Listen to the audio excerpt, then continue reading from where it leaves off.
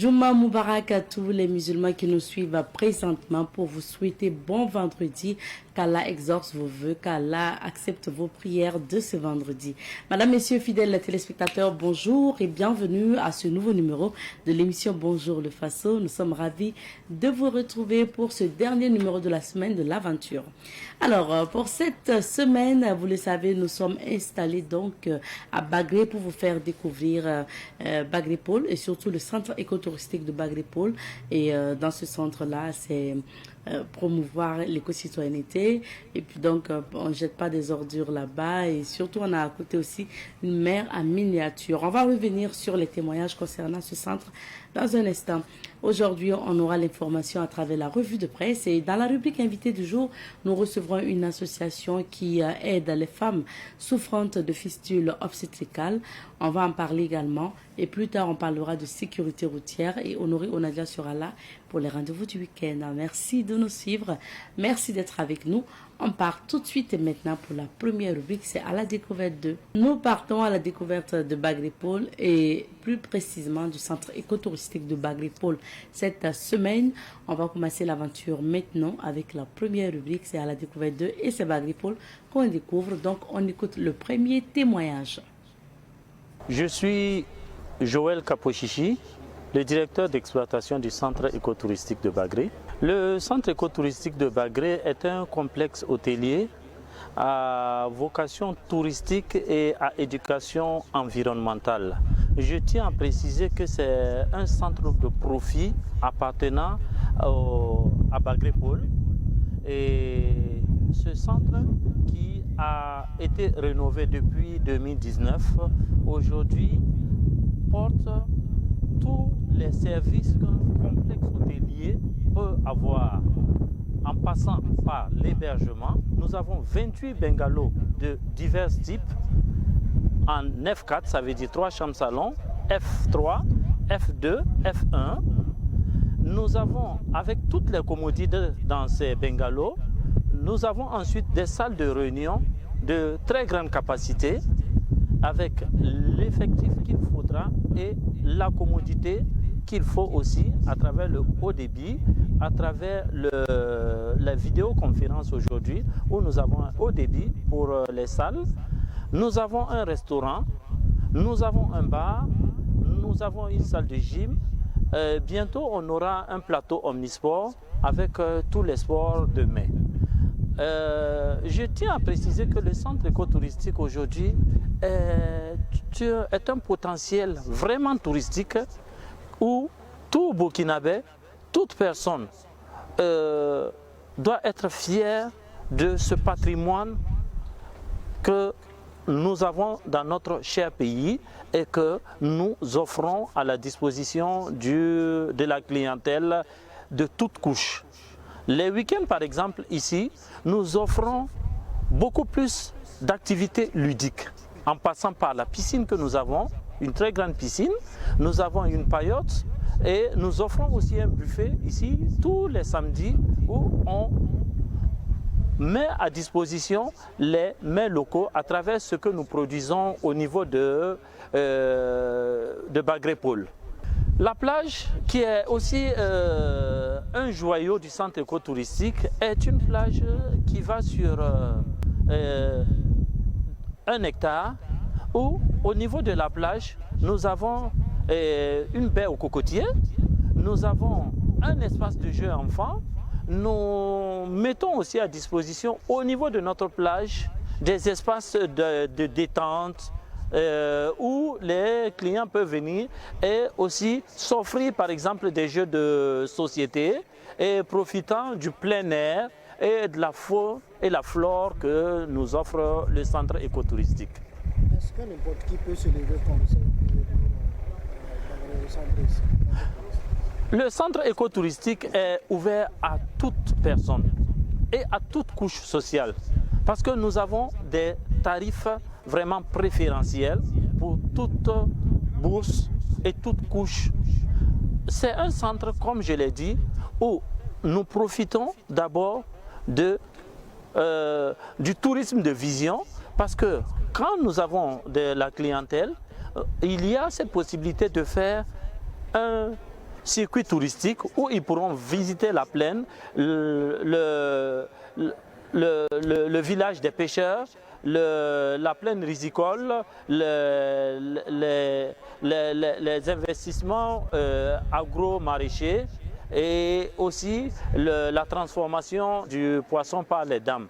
Donc ce centre est ouvert à toute couche, à toute personne, où chacun y trouve son compte. J'invite tout le monde en général et mes confrères burkinabés en particulier à y faire un tour. Je vous promets qu'il n'y a que de l'enthousiasme à travers ce que nous offrons au niveau du centre écotouristique ici et la consommation des produits. Que j'insiste, nous consommons beaucoup plus des produits bio ici. Nous avons un jardin potager non loin et aussi les produits de la transformation de Bagré Pôle. Par semaine, nous recevons, malgré la maladie à coronavirus, aujourd'hui, nous sommes fiers de recevoir beaucoup de visiteurs et beaucoup de clients parce qu'ils sont satisfaits et quand ils viennent, ils découvrent ce joyau qui renaît de ses cendres et à travers eux, cela nous sert de passerelle de communication parce qu'ils vont aussi parler du centre écotouristique à d'autres personnes qui naturellement viennent vers nous et quand ils viennent, la particularité de toute personne qui arrive ici, c'est du fait qu'ils cherchent déjà, elle cherche déjà à prendre des images, des photos et véhicule ces photos-là auprès de d'autres personnes. Nous avons une grande clientèle burkinabé, une très grande clientèle burkinabé et j'en suis vraiment fier parce que mon taux de fréquentation et taux d'occupation est beaucoup plus une clientèle burkinabé. Et les étrangers, c'est beaucoup plus les vacanciers. Nous recevons El Hadj Amadi Soro ce matin pour l'information. Bonjour et bienvenue El Hadj. Bonjour Abdeta, bonjour à toutes et à tous. On découvre les différents titres. Absolument. Et nous commençons avec le journal Le Quotidien. À la une du quotidien, lutte contre la fraude, plus de 221 millions de francs CFA de produits prohibés saisis. Église catholique Léon XIV, le 267e pape. Séjour officiel du président du Faso en Russie, la première audience est accordée au président vénézuélien. Digne d'intérêt, Bobo, 3 corps non identifiés déposés à la mort de CHUSS diocèse de Nouna. Monseigneur Guy Mokassa Sanon, nouvel évêque, fonds de soutien patriotique. Les Burkinabés du Canada lancent une cagnotte de $30,000. Match amicaux. Les étalons joueront contre la Tunisie et le Zimbabwe en juin prochain. À la suite du quotidien, place au journal Sidoaya, le journal de tous les Burkinabés à la une de Sidoaya. Dr Mokhtar Sanfo, directeur général de la culture et des arts, l'invité de la rédaction, la refondation que le président du Faso implémente est fortement ancrée dans nos valeurs culturelles de notre histoire. Chronique, le dernier des Mohicans doit vivre. Église catholique, l'Américain Robert Francis Prévost, nouveau pape. Séjour du président du Faso en Russie, le président vénézuélien, admiratif de la lutte du Burkina pour la liberté. Initiative présidentielle des travaux de 13 académies sportives régionales lancées. Sécurité et danse, le 6 DEF 2025 lancé. Place à présent au journal L'Express du Faso, édité à Bobo-Dioulasso. À la une de l'Express du Faso, Léon XIV, l'Église a un nouveau pape. Autant le dire, jetons des ponts. Coopération sino-burkinabé, voyage d'études pour 22 professionnels de médias en territoire chinois. Actu commentaire et pas les activités des partis politiques sont suspendues au Mali.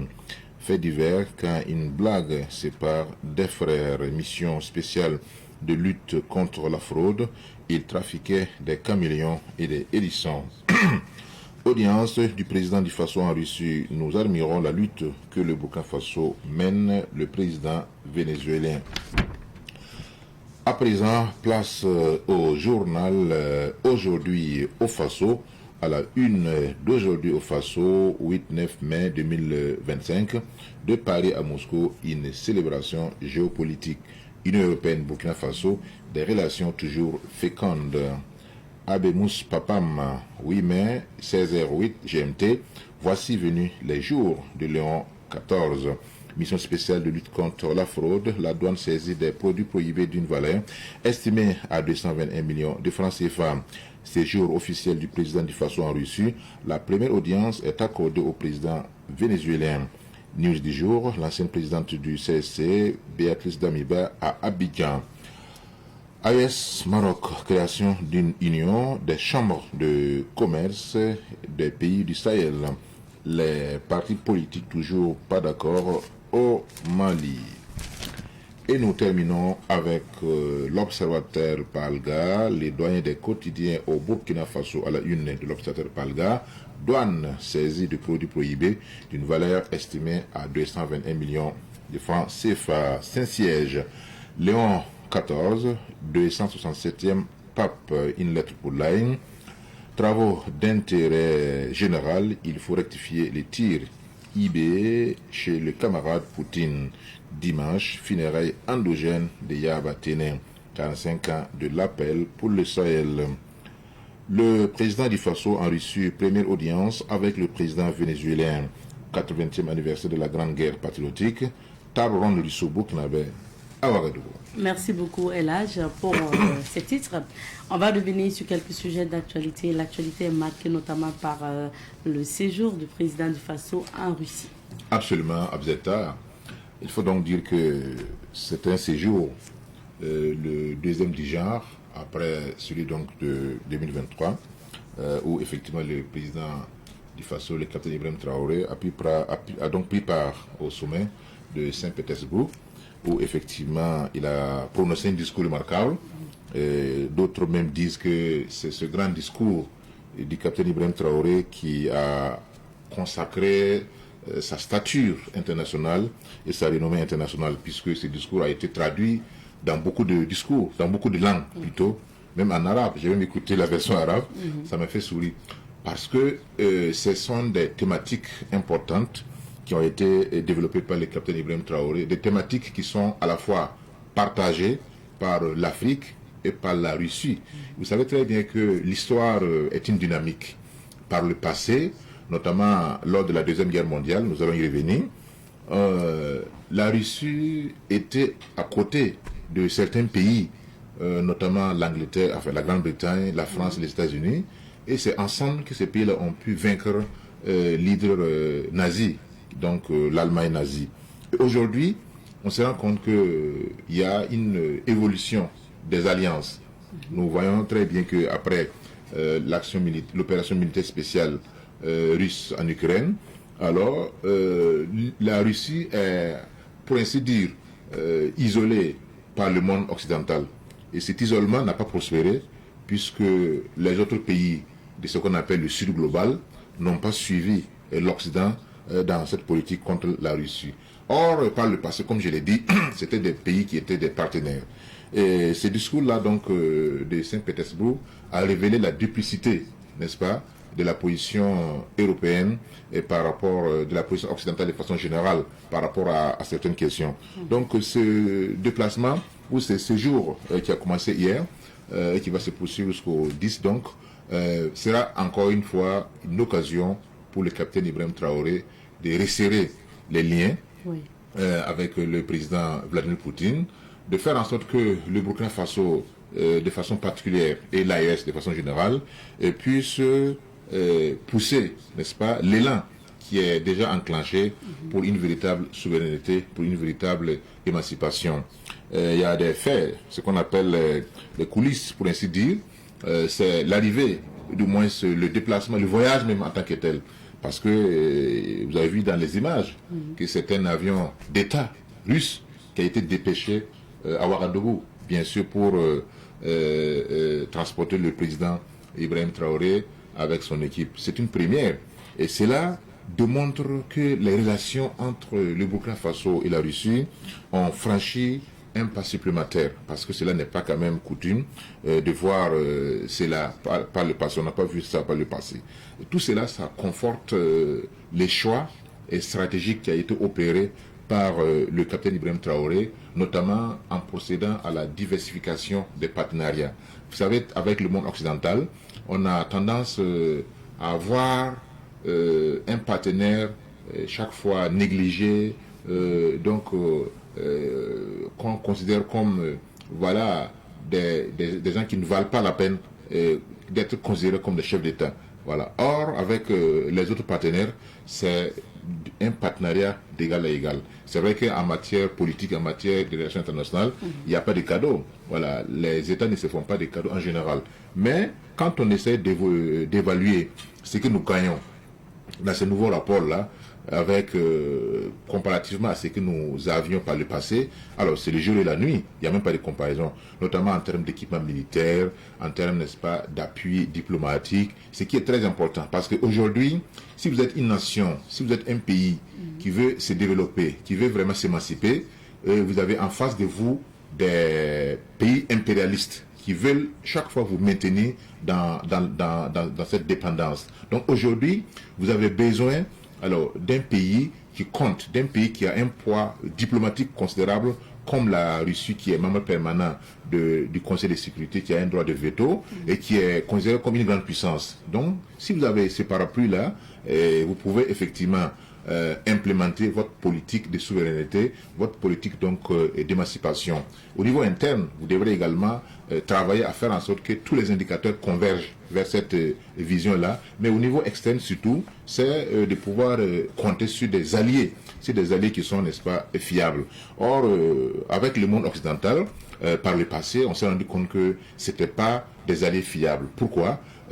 Pendant que les pays du Sahel pataugeaient dans le terrorisme, pendant que ces pays avaient toutes les difficultés du monde pour s'approvisionner, pour acheter des armes, on a vu même que des pays occidentaux avaient carrément refusé de leur vendre des armes, parce qu'ils disent que c'est des armes létales qui tuent. Or, les terroristes nous combattent avec quoi? C'est pas avec des bâtons.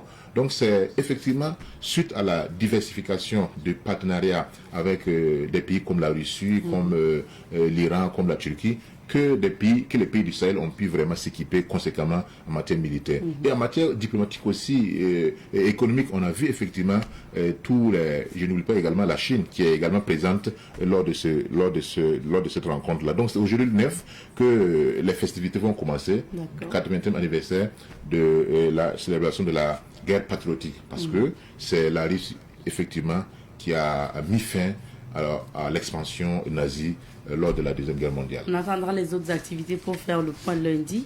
En attendant, on passe au deuxième sujet.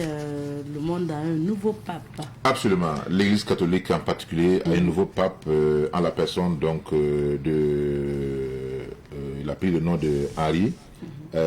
Léon XIV, de son vrai nom Robert Francis Prévost, qui est un pape américain, une première dans l'histoire, parce que le pape François, lui, il était argentin, latino-américain, lui, il est de l'Amérique du Nord, et donc c'est la première fois qu'un Américain est élu donc pape de l'Église catholique, bien que les Américains sont en majorité des protestants. Ils sont pas, donc les catholiques là sont très minimes au niveau des États-Unis. N'empêche que cela soit consacré, parce que vous avez même vu que le président américain Donald Trump a jubilé. Il a fait un tweet pour dire que voilà, c'est la première fois que les États-Unis ont un pape, et lui il est impatient donc de pouvoir serrer la main au nouveau pape.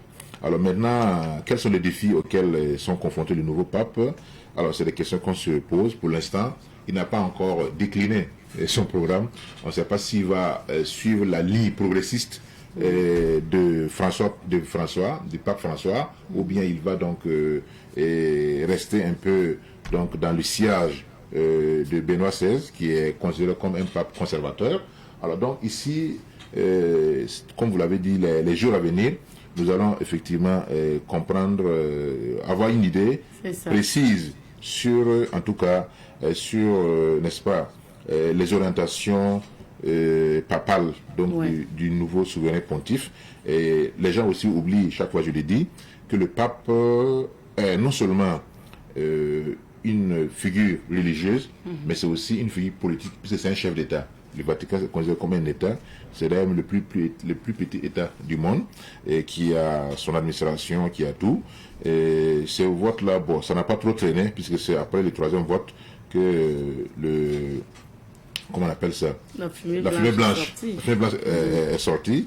Alors, donc, il y a eu des moments où ça traînait des mois, voire des années. Et donc, pouvons dire que c'est une étape de franchie.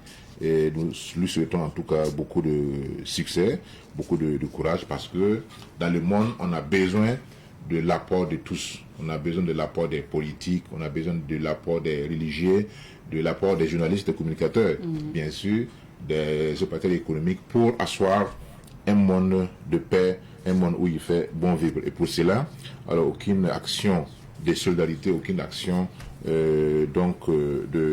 d'émancipation, aucune action ne sera de trop. Bien donc sûr. il faut souhaiter alors en de bon vent au pape Léon XIV. Merci beaucoup, Elage. On va maintenant parcourir quelques villes d'affaires pour découvrir les couleurs du temps.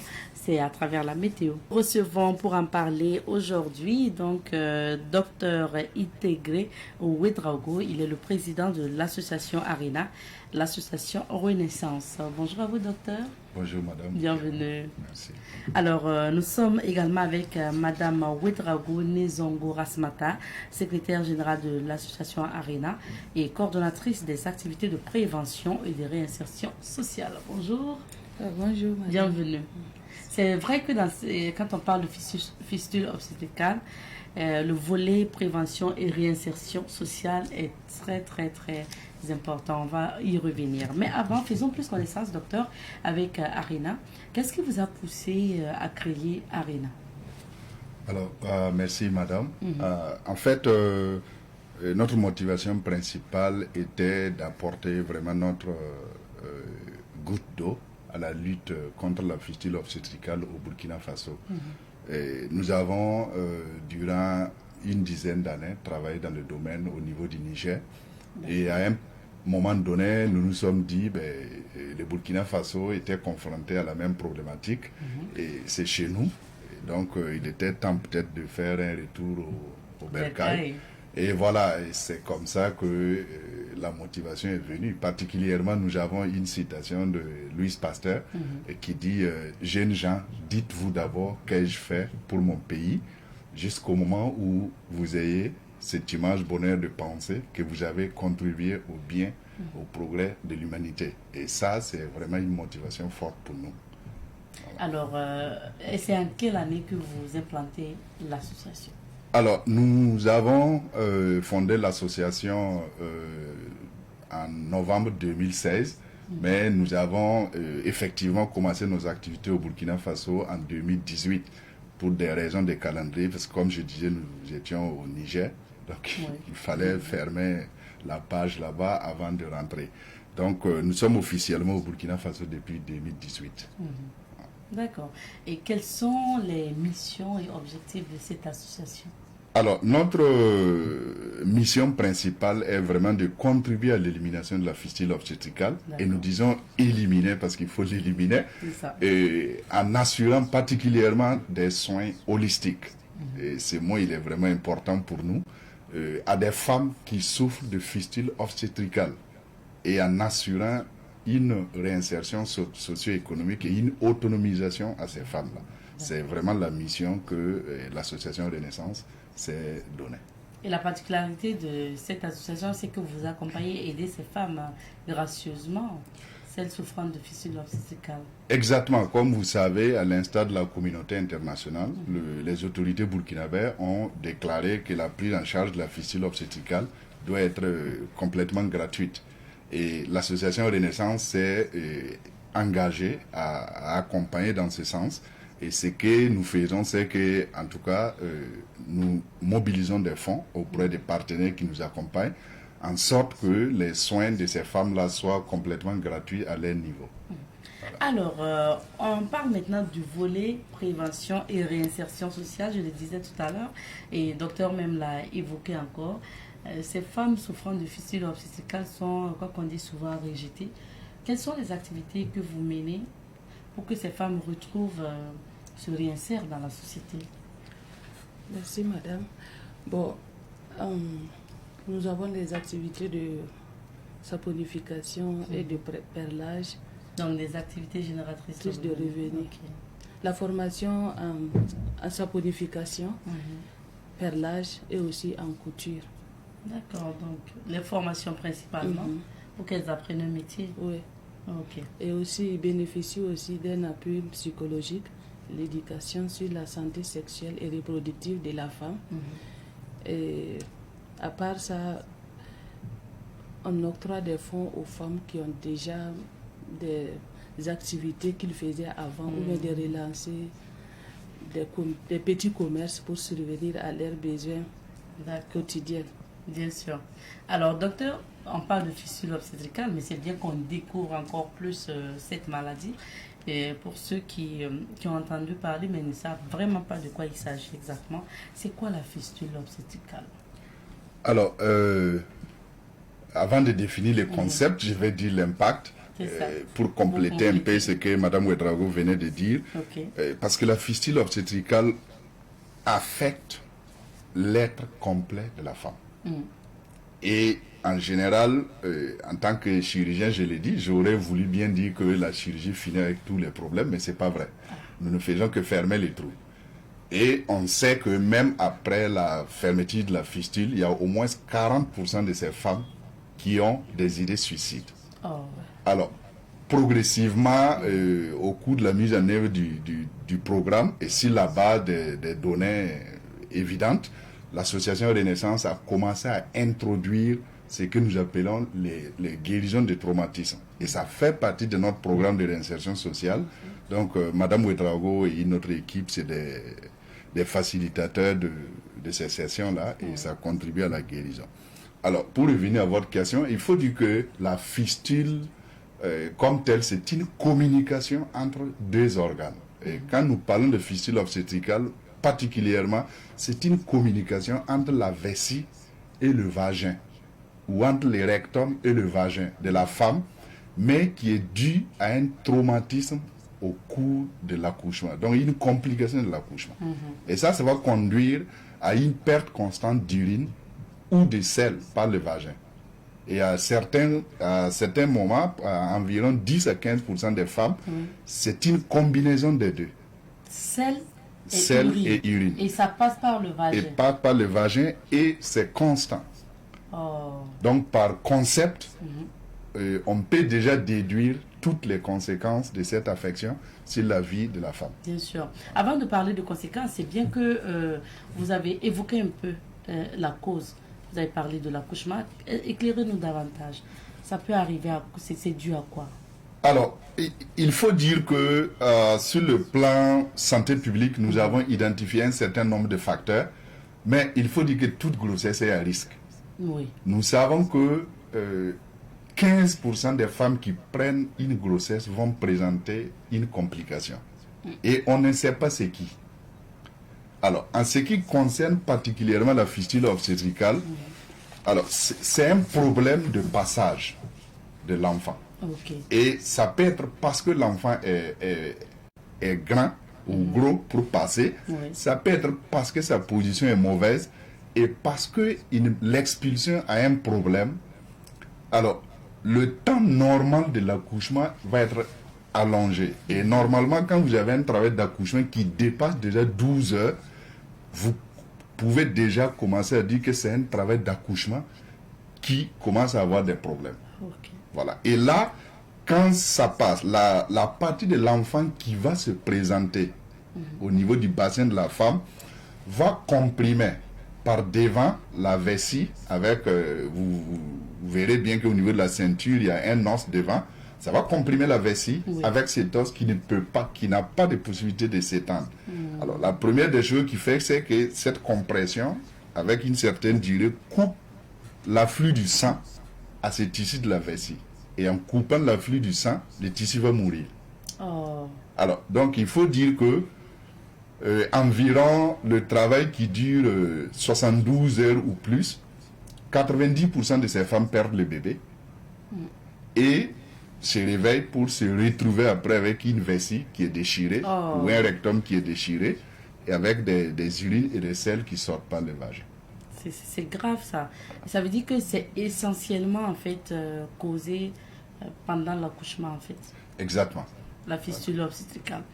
Alors, on parle donc ça veut dire que même forcer souvent le passage même du bébé, parce que quoi qu'on dise, que ce soit au niveau des sages-femmes, que ce soit au niveau même des patientes, des femmes enceintes, elles savent souvent que le bébé, la taille du bébé par rapport qu'est-ce qu'on appelle, comment on appelle ça, comment vous dites ça pour le passage, par rapport au bassin, voilà. C'est assez c'est disproportionné, donc c'est pas possible pour le bébé de passer, mais que ce soit certaines sages-femmes, que ce soit certaines mamans, bon écoutez, elles vont forcer et puis souvent ça peut créer ça.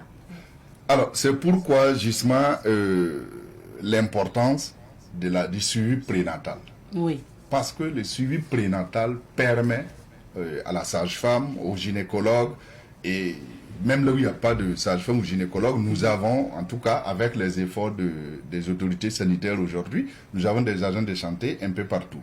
Ça permet d'identifier certains signes annonciateurs. Et ça permet de dire à la femme, madame, vous pouvez avoir des difficultés lors de l'accouchement. Donc, donc, il y a lieu de commencer à prendre des mesures parce que vous aurez probablement besoin d'une césarienne. D'accord. Et il faut savoir l'accepter aussi, hein, parce que souvent, il y a certaines femmes, écoutez, on donne même l'avis médical, mais elles font tout souvent même jusqu'à changer de centre médical pour aller accoucher parce qu'elles ne veulent pas d'une césarienne. Imaginez si la conséquence est une fistule obstétricale, c'est dommage. Exactement. D'accord. Alors, docteur, donc on comprend que ça passe par l'accouchement souvent et très très souvent. Et puis maintenant, mais à partir de quand on se dit ou quels sont les signes qui alertent qu'il s'agit de fistule obstétricale? Alors, la première des choses, et c'est pourquoi nous disons la partie visible des icebergs, c'est ça. Ce qui frappe d'abord, c'est la perte incontrôlée des urines. Après l'accouchement, par exemple. Après l'accouchement. Okay. Et je vous ai expliqué les mécanismes de compression. Quand c'est ce cas, en fait, les premières 24 heures, il peut sembler qu'il n'y a rien. Parce que le tissu qui est mort n'est pas encore tombé. Et quand ça va tomber, c'est comme si vous aviez un canari que vous avez cassé, vous avez enlevé les morceaux et c'est ouvert. Alors, donc le premier signe, c'est la perte des urines ou des selles et la femme n'a aucun contrôle. Et c'est le signe le plus marquant pour elle. En général, elle consulte à cause de ça. Donc, aucun contrôle. C'est bien aussi qu'on parle surtout, on va parler de la prévention, mais on va parler maintenant du traitement. Parce que vous accompagnez, vous aidez ces femmes-là à en guérir. Comment ça se passe?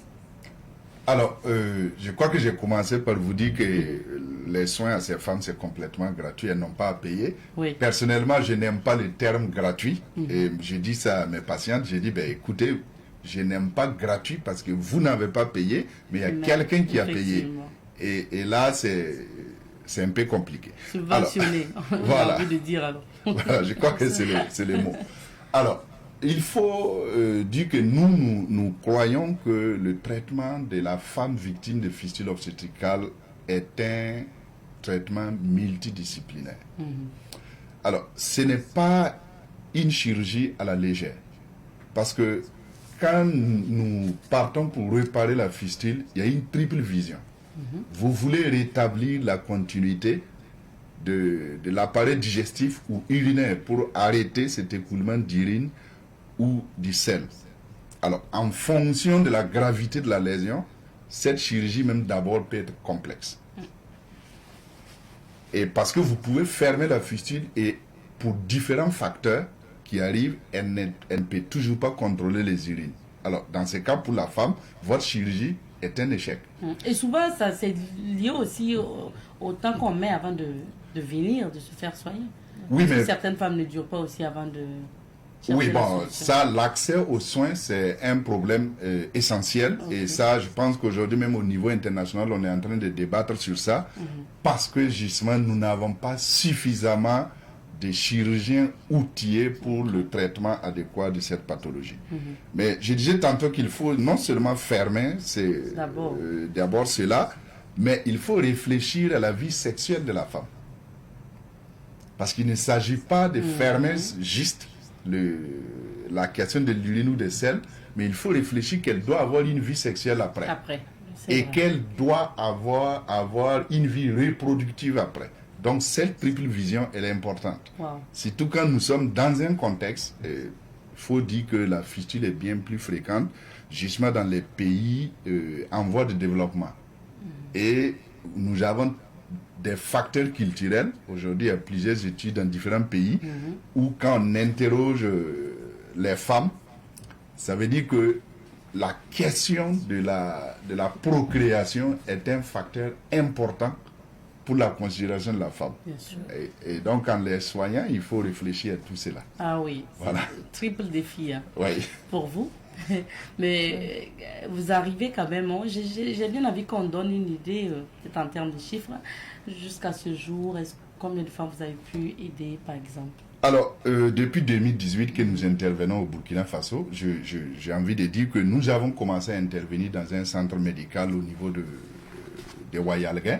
Nous travaillons en partenariat avec un centre médical jusqu'à la mise en place du centre médical Renaissance au niveau de Balkoui en 2022.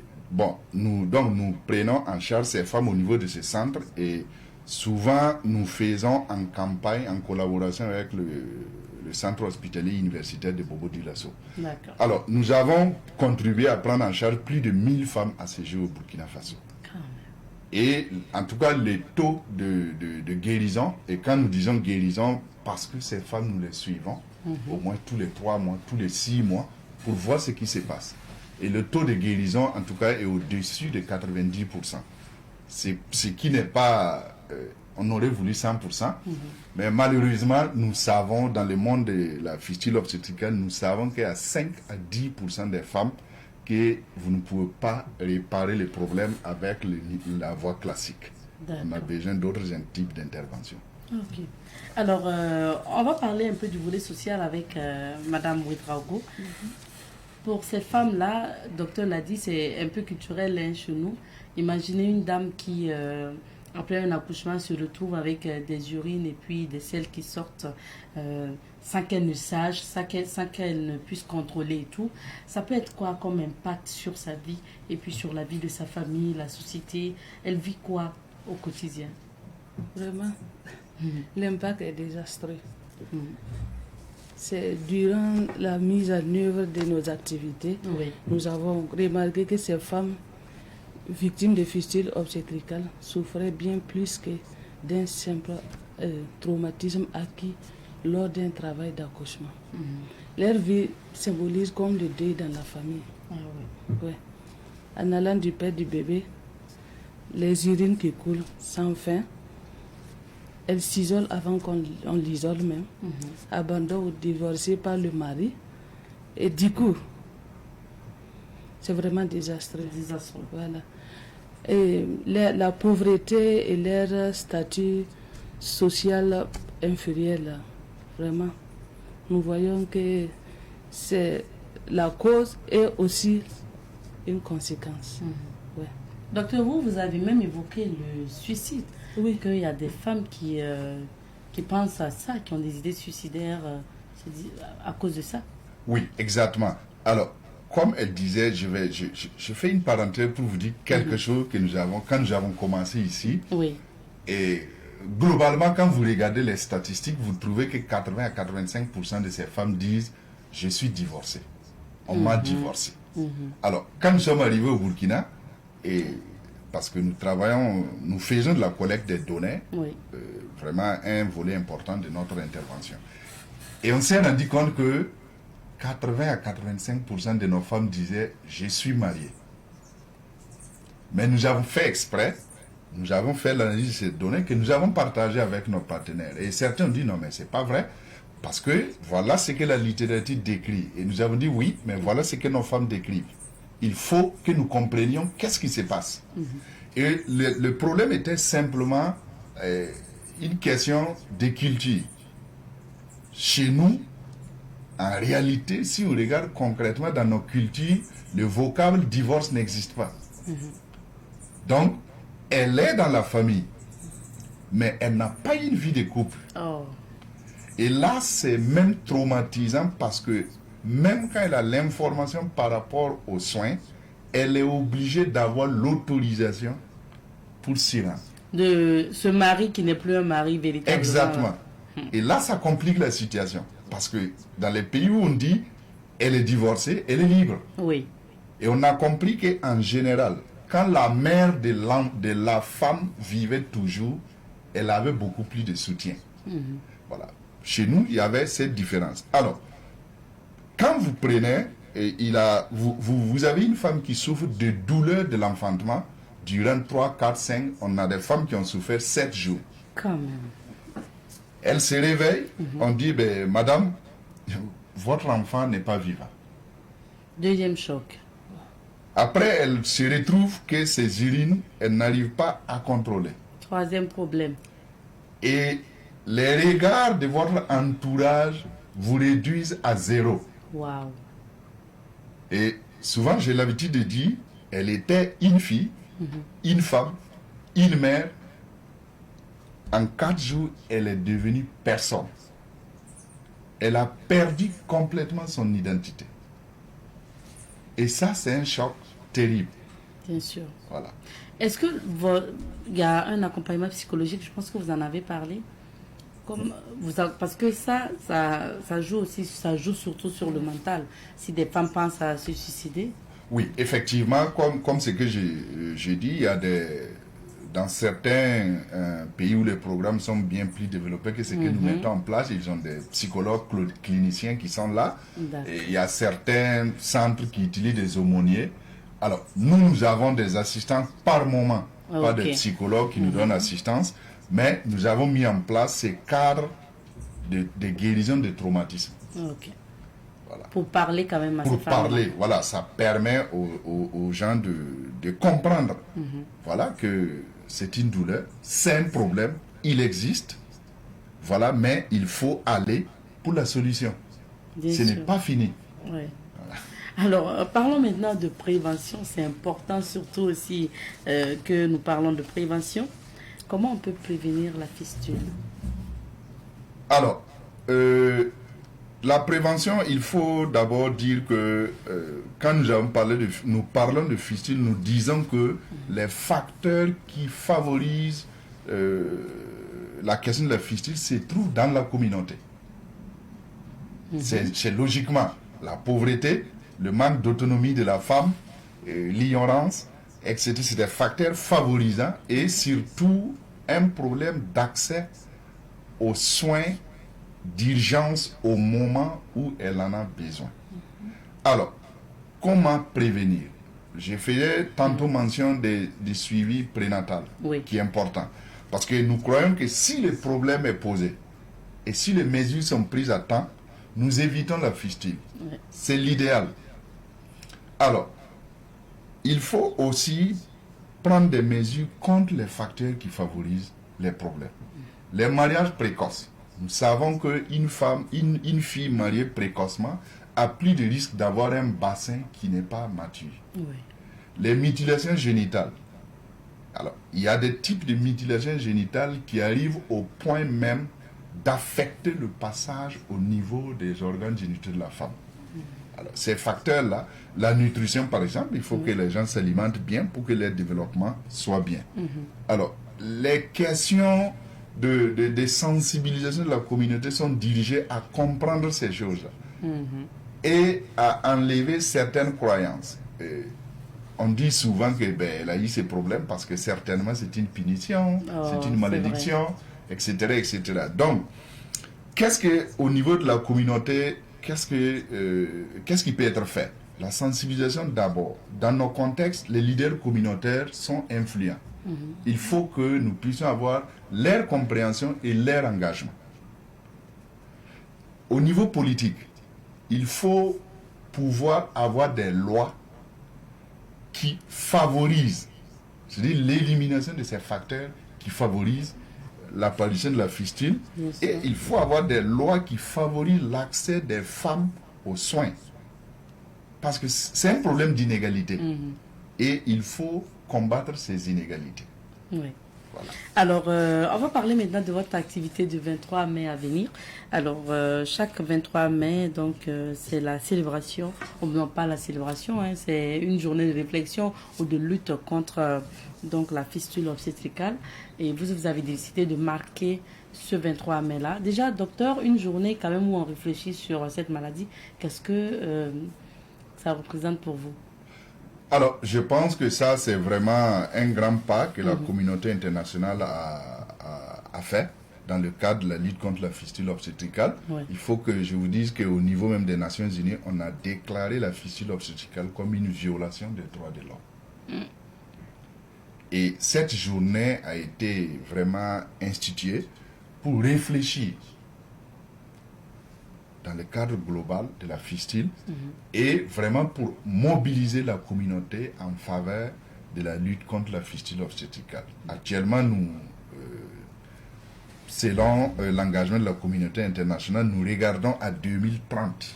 Nous disons à partir de ce moment-là, il ne doit pas avoir une femme qui a une fistule obstétricale et qui n'a pas accès aux soins. Voilà. Alors, Madame Ouedraogo, pour le 23 mai prochain, qu'est-ce que Arena compte faire, l'association Renaissance? Quelles sont les activités prévues? Voilà, en collaboration avec la mairie d'arrondissement 11, en tout cas, nous prévoyons de célébrer ça en différé au sein de la mairie. D'accord.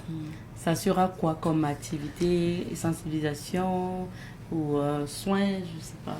Est-ce qui est prévu? C'est une conférence les jours D'accord. pour partager un peu les activités que réalise Arena et aussi parler un peu de la fistule à la population et sensibiliser et interpeller les leaders communautaires à s'engager dans la lutte contre la fistule obstétricale. Oui. Car sans leur intervention, c'est difficile. Il faut même le faire connaître. Je ne parle pas seulement des leaders religieux, mais même les populations qui indexent les femmes. Comme vous l'avez dit, docteur, c'est une malédiction, c'est ceci, cela, et pour répudier leurs femmes. C'est une maladie scientifique, en fait. Donc, il faut même les faire savoir ça. Docteur, donc, pour la commémoration de ce 23 mai. Oui, je voulais vraiment, Madame Nikema, profiter de votre caméra pour dire merci à un excellent homme connu par nous tous comme Inspecteur Rock, parce qu'il a produit un film, Nyandbaga, qui a été projeté au niveau du FESPACO. Et dans le cadre du développement des activités de l'ARENA, en commémoration du 23 mai, il a gracieusement accepté de nous permettre de faire la projection de ce film. Wow, donc nous aurons au moins 2 projections du film et ça vraiment c'est vraiment très bien. Ça va permettre à la population de voir quelque chose. Alors comme elle l'a dit justement, en fait nous faisons la semaine pour conclure le 23. Ah d'accord, donc vous allez commencer bien avant. Voilà, nous allons avoir des activités de projection du film dans le cadre de la sensibilisation.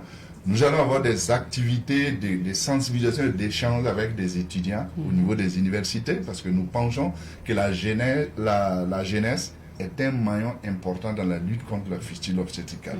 Et le 23, en collaboration avec la mairie, nous allons avoir en tout cas une mobilisation importante avec des leaders de la population en général où nous allons encore parler de fistule et qu'est-ce que nous pouvons et devons faire pour mettre fin à cette affection. Merci bien. Alors, notre temps est terminé. C'est déjà fini pour nos échanges aujourd'hui. Vous avez dit Arena est située au niveau de... Alors, nous sommes situés au secteur 49 de l'arrondissement 11 de Ouagadougou, au niveau de Baloukouy. Baloukouy, voilà. Ok. Merci. Et puis, on se reverra une autre fois. Merci. Bon courage à vous. Madame. Merci. Que Dieu vous accompagne à aider ces femmes surtout à retrouver la vie. Amen. Merci beaucoup à vous également d'être passé. Merci. Alors, on va s'arrêter ici pour l'entretien d'aujourd'hui. Marquons une petite pause et puis on revient. Nous recevons aujourd'hui M. Hippolyte Tapsoba de Victoire Auto-École, notre partenaire de tous les vendredis pour sécurité routière. Bonjour à vous, M. Tapsoba. Bonjour, Madame Nikema. Bienvenue. et bonjour à tous ceux qui nous écoutent actuellement. Alors aujourd'hui, on parle des pneumatiques. Les pneumatiques. Alors pourquoi décider de parler des pneumatiques? Bon, alors, vous savez, les pneus vraiment sont très importants sur un véhicule. Vous savez, si vous avez un véhicule dont le moteur a des problèmes, c'est moins grave. Mais si vous avez des problèmes de pneus, c'est très grave parce que ça va créer un accident grave qui peut vous coûter la vie. Alors, pour ce faire, chacun, dans la mesure du possible, doit avoir de bons pneus sur son véhicule. Il y en a qui arrivent à payer des grosses voitures et pour rechausser les roues, c'est des vieux pneus, les pneus soi-disant au revoir France qu'ils payent pour mettre sur leur véhicule. Sans savoir combien de temps est-ce que les conditions de conservation de ces pneus, tout et tout, sont bons. Alors donc, c'est très dangereux. Donc quand on a un bon véhicule, il faut être capable de payer des pneus neufs. C'est la meilleure des solutions. D'accord. Maintenant, quelles sont justement les fonctions du pneu? Alors, vous savez, les pneus jouent un rôle très important sur le véhicule. D'abord, ils supportent le véhicule dans toutes les conditions de charge et de vitesse. C'est-à-dire que tout le poids du véhicule, ce sont les pneus qui supportent. Ensuite, la vitesse que vous faites, ce sont les pneus qui transmettent le mouvement moteur à la route pour que le véhicule puisse avancer. Ensuite, ils dirigent le véhicule. Si les pneus ne sont pas en bon état, quand vous roulez, la direction n'est pas stable. Aussi, ils complètent l'action de la suspension, c'est-à-dire les ressorts et les amortisseurs qui sont sur le véhicule. Ce sont les pneus qui complètent tout ça pour que nous ayons un confort. C'est-à-dire que quand on est dans le véhicule, on ne sent pas certains trous, on ne sent pas certaines secousses à cause des pneumatiques. Et encore, il améliore la tenue de route du véhicule. Voilà. Alors, maintenant, de quoi est composé le pneu? Alors, maintenant, le pneu est composé d'une enveloppe. Une enveloppe, c'est ce que nous avons l'habitude d'appeler pneu. Ensuite, d'une jante. La jante, c'est la partie, celui qui va se rapporter sur les lèvres du pneu. Ensuite, une chambre à air et de l'air. Un pneu sans air n'est pas un pneu complet. Voilà. Et quels sont ces types de pneus qu'on peut distinguer? Voilà. Ici, par exemple, nous avons une chambre à air. Ça, c'est une chambre à air. Voilà, ça, à l'intérieur du pneu. Voilà, à l'intérieur du pneu. OK. La question, vous dites? Donc, parlant du type maintenant de pneu. Voilà, il existe deux types de pneus. C'est-à-dire les pneus avec chambre à air, où sur les flancs, c'est écrit tube type. C'est-à-dire le type de pneu où il y a un tube à l'intérieur. Ensuite, le pneu sans chambre à air ou chambre à air incorporée. En réalité, on l'appelle sans chambre à air, mais en réalité, dans la constitution du pneu, la chambre à air a été fabriquée collée au pneu, de manière à ce que ça soit plus performant. Voilà. Donc, il y a ces deux types de On va voir à l'antenne. Qu'on appelle tubeless. D'accord. Celui-là, c'est quel type de pneu? Voilà, ça c'est un pneu complet. On appelle ça un pneu complet. Voilà. Et sinon, la partie noire que nous voyons, ça, ça c'est l'enveloppe. Et la partie centrale qui est étoilée, ça c'est la jante. Et à l'intérieur de ce pneu, donc, nous avons une chambre à air, ou bien, si c'est un pneu sans chambre à air, alors il n'y a rien à l'intérieur, hein, et il y a l'air. Il faut qu'on ajoute toujours l'air. Sans air, pas de pneu. D'accord. Voilà. Okay. Alors, quelles sont maintenant les roues dont les pneus sont très sollicités? Ok. Alors, pour un véhicule à traction, c'est-à-dire quand ce sont les roues avant qui tirent le véhicule dans sa course, ça s'appelle un véhicule à traction. Alors, ce sont les pneus avant qui s'usent beaucoup plus vite que les pneus arrière. Maintenant, si ce sont les pneus, si ce sont les roues arrière qui poussent le véhicule dans sa course, comme on l'appelle véhicule à propulsion, alors en ce moment, les roues arrière, les pneus arrière s'usent plus vite que les pneus avant. Voilà. D'accord. Donc, pour terminer, peut-être avec les conseils concernant Ok. la pneumatique. Alors, je dirais d'abord que tout véhicule qui se déplace doit avoir un minimum pour que, en cas de panne de pneus, que l'on puisse remplacer facilement. Donc, il faut avoir des pneus secours. Voilà, on appelle ça le lot de bord. Dans le lot de bord, nous avons cric, manivelle, clé de roue, des cales et un triangle de sol Oui. pour signaler le véhicule pour que quelqu'un ne vienne pas vous rentrer dedans. D'accord. Aussi, chaque matin, il faut contrôler l'état et la pression des pneus. C'est-à-dire il faut faire le tour du véhicule pour voir est-ce que le pneu n'est pas usé, est-ce que les flancs ne sont pas fissurés et s'il y a assez d'air. Vous savez, si les pneus sont dégonflés, ça augmente la consommation d'environ 10 à 20%. Et puisque quand il n'y a pas d'air, le véhicule devient lourd. Et si c'est le moteur qui doit le pousser, alors ça va beaucoup demander du carburant. Alors aussi, il faut faire la mutation des pneus.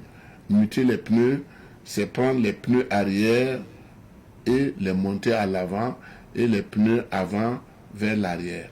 Alors, mais il faut tenir compte du sens de rotation des pneus. Alors, il y a les pneus asymétriques et il y a les pneus symétriques. Et donc, asymétrique, ça veut dire que ces pneus-là, par exemple, le pneu arrière ne peut être monté que le côté où ça a été démonté. Par exemple, si on a démonté un pneu arrière, on doit l'amener à l'avant droite. La arrière droite, on l'amène à l'avant droite. Arrière gauche, on l'amène à l'avant gauche. Parce que le pneu est conçu pour ça. D'accord. Maintenant, si c'est un pneu symétrique, là, on peut faire ça en signe X. C'est-à-dire, on peut prendre la roue arrière droite, aller monter à l'avant gauche, à la roue arrière gauche pour monter à l'avant droite. Voilà, cela est possible. D'accord. Et éventuellement, il faut contrôler la pression Ok. et contrôler le serrage des écrous à tous les 20 000 km. Quand, par exemple, quand vous faites réparer le pneu, alors il faut vous rappeler, resserrer vous-même, parce que ça peut ne pas être bien serré et pendant la circulation, la roue peut sortir de sa place et ça va créer un accident grave. D'accord. Alors, beaucoup, attention aux pneus d'échappée. Actuellement, il y a des pneus d'échappée et des pneus qui sont conçus pour les charrettes, en fait. C'est interdit sur les voitures. Mais malheureusement, comme nous ne connaissons pas ce qui est réchappé et ce qui n'est pas réchappé, alors faites attention aux pneus. Au revoir France, tout simplement. D'accord. Merci beaucoup. Je pense que la leçon est bien notée. Alors, on vous dit merci. Merci à Victoire Auto-École aussi pour cette chronique de tous les vendredis. On marque une petite pause de temps d'installer Honoré Onadia qui sera là pour nous dire ce qui va se passer ce week-end. Allez, nous sommes de retour sur ce plateau et comme chaque vendredi, on reçoit Honoré Onadia en fin d'émission pour les rendez-vous du week-end. Alors, bonjour Honoré. Bonjour à vous, bonjour à nos téléspectateurs et téléspectatrices. Nous souhaitons bon Juma Moubarak. Nous souhaitons que le bon Dieu, dans son infinie bonté, exauce nos vœux et nous permette tout un chacun de nous de cultiver, partager cet amour pour le retour de la paix ici au Faso. Merci beaucoup. On débute les rendez-vous du week-end avec la 2e édition du festival Retour aux sources. Tout à fait, un deuxième festival qui bat son plein puisque nos portes ont été ouvertes hier pour accueillir ces nombreux festivaliers et festivalières qui ont effectué le déplacement du côté, bien sûr, de Nagrin, précisément au terrain Coupelia. Alors, pour vivre pleinement la deuxième édition du festival Retour aux sources. Lorsqu'on sait d'où l'on vient, on sait où on y va, ben voilà, c'est ce qui a motivé le comité d'organisation à mettre en place ce festival qui a sa deuxième édition. Et des artistes ont décidé de nous accompagner chaque soir, voilà, en plus des troupes traditionnelles qui ont la charge de nous installer confortablement. Nous avons ces artistes-là qui ont répondu présent à notre appel. Et parmi ces artistes, on peut citer Sofiano, on peut citer Greg, le Burkinabé, Ali Veruti, Awa, Boussim, David Solo, Melchior, pour ne citer que cela. Ils sont nombreux en tout cas à avoir répondu à présent à notre appel. Alors nous allons lancer cet invite-là à la population de Nagrin et toute cette population riveraine de Nagrin effectue le déplacement ce jusqu'au 11 pour vivre pleinement la deuxième édition du festival Retour aux sources. Une seule adresse, c'est bien sûr le terrain Coupel-Yard 6 à Nagrin pour vivre pleinement la deuxième édition du festival Retour aux sources. Alors, nous parlons à présent des films qui seront projetés dans les salles de ciné à Ouaga. Tout à fait. Parlant de cinéma, du côté du ciné Neroya, ben c'est ce film-là de Omar Samba Sekou que l'on vous propose, le film intitulé Lala. C'est ce film-là que l'on vous propose depuis le 5 mai qui continue son bonhomme de chemin jusqu'au 11, aux séances de 18h30, 20h30 et 22h30 pour un prix d'entrée de 2000 et 2500 francs. C'est ce même film aussi qui vous est proposé du côté, bien sûr, du ciné Burkina, au même heures à partir de 18h30, 20h30 et 22h30. C'est également pour un prix d'entrée de 2000 et 2500 francs. Alors, on dit bien que quand on aime la vie, on va au cinéma. C'est une manière à nous, voilà, de vous demander de venir découvrir ce beau film que nous propose Omar Samba Sekou et par la même occasion, voilà, découvrir des merveilles. Du côté du canal Olympia Idrissa Ouedraogo à Pissi, ben, c'est ce film de Kadi Touré, cette grande réalisatrice ivoirienne, ce film dénommé Nina Torres qui vous est proposé le vendredi aujourd'hui à partir de 18h, le samedi à partir de 15h et le dimanche 11 mai à partir de 14h10 pour un prix d'entrée de 2000 francs. Du côté également de Canal Olympia Yenenga Ouaga 2000, ce même film de Kadi Touré vous est proposé le vendredi aujourd'hui à partir de 18h, le samedi 10 mai à partir de 18h et le dimanche 11 mai à partir de 14h10 pour un prix d'entrée de 2000 francs. Donc voilà pour ces cinéphiles de Ouagadougou. Nous allons vous demander de vous déplacer dans ces différentes salles pour suivre et accompagner et soutenir le 7e art. Et on va clore avec les rendez-vous de chez nous. Les rendez-vous de chez nous, c'est déjà à partir de 11h, votre émission cadeau du jour. Un cadeau à gagner, un seul numéro à composer, c'est le 02 21 02 02 pour nous donner des éléments de réponse à la question qui vous sera posée. Et si toutefois nous avons une bonne réponse, on se fera le plaisir de vous remettre le cadeau avec bien sûr les bénédictions de toute l'équipe. La rétrospective du Sonré à la télévision, c'est le samedi à partir de 14h et le dimanche à partir de 7h30. Pour le rendez-vous avec ces nombreux auditeurs et auditrices, le rendez-vous est pris le dimanche à partir de 6h pour la rétrospective du Sonré. Quant à la rétrospective des pensées, des proverbes proposés par le PDG himself, le rendez-vous est pris du côté de Savane TV le samedi et le dimanche à partir de 6h. Une rétrospective qui vous sera présentée par le maestro, le capitaine Rasmane Nikema, assisté du phénoménal, je l'appelle affectueusement le phénoménal, Barthélémy Cabré. Et bien sûr, le rendez-vous de vos informations, de l'information sur Savane TV, c'est demain avec votre émission 100 minutes pour comprendre. 100 minutes pour comprendre sur l'ensemble de médias pour partager des informations capitales, mais également pour nous rapprocher plus de vous. Merci Honoré. Merci. Vendredi prochain. Inch'Allah. Inch'Allah, on se retrouvera, nous, lundi, quand il va sonner 7h30 sur Savane TV. En attendant, permettez-nous de dire merci à toute l'équipe derrière. Cette semaine, c'était Noufobon Congo et Michael Yamego à la réalisation et au son. Merci à Laura, toujours à la production. Merci à toutes les équipes en salle de montage, en salle de diffusion, à la rédaction bien sûr. Et merci à tous pour l'accompagnement tout au long de cette semaine. Allez, à lundi, on vous souhaite un bon week-end. Tschüss.